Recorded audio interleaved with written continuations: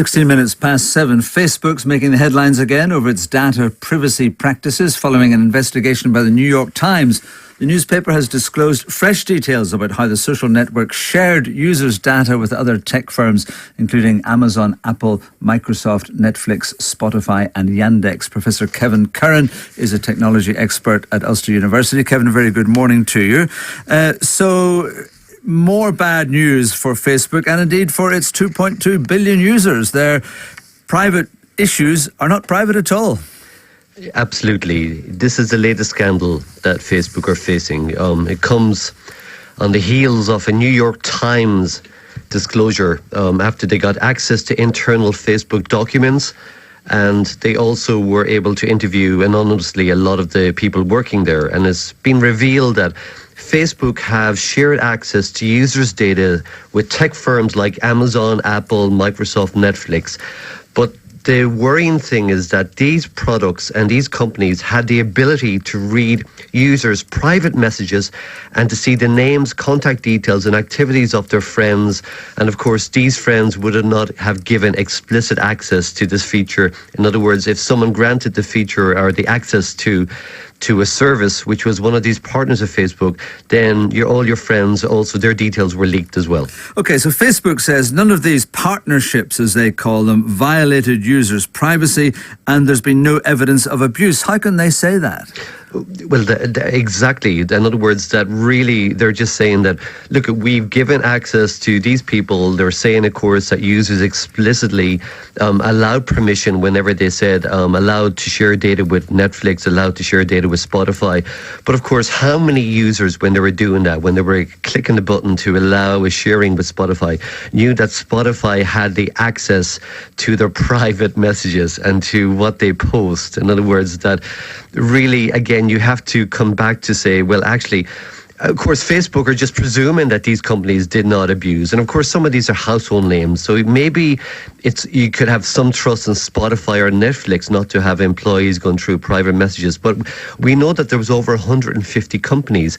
And how can Facebook at this early stage say that none of those companies actually did mine the data for a controversial post or whatever else? So really, they cannot say that at this stage. And Facebook said, Mark Zuckerberg said after the Cambridge Analytica scandal that users had complete control over what they share. But these partnerships with these 150 companies, some of them working as recently as 2017. Absolutely, and there could be in big trouble with the Federal Trade Commission in the United States, again, because they had barred them in 2011 from sharing user data without explicit permission. And of course, now 2018 really is a year that people have woken up to the importance of personal identifying information and realize that the companies online have to do more and have to be more transparent with how they share our data. And again, really, a lot of people, when they click that button to share data with Spotify, in other words, for instance, it would allow someone to see what their friends are listening to on a music service like Spotify. And again, you think, well, what's the harm in that? But the harm is, again, that really, when you did that, your data, your private messages even, were trollable by a third party. I mean, people will just have to realise that anything they do online is open to all sorts of access to people you have no idea are having access to it.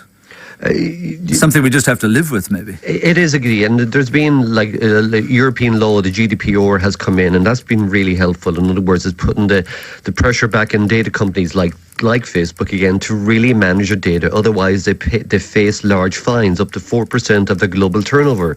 And again, that's what we want. We just want transparency. We know when we post something on Facebook that we're putting it there, that we know that whether it's public or whether it's just for friends of friends, we kind of know the scope.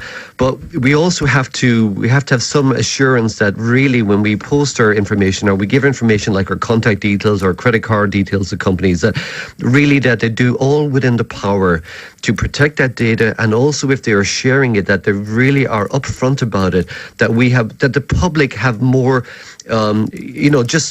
faith in what they're doing. In other words, that really we can't have these shady practices that companies were doing in the past, because our data is so important that the more of our data is shared, the more likely it is to fall into the hands of the hackers, the more likely it is for you to get a targeted phishing email. So our data is really, really important. And yet that same data is the single most prized commodity in the tech world. it is big data again. It's a multi-billion-pound value nowadays, because people can do so much with that data. They can target you, they can target your interest again.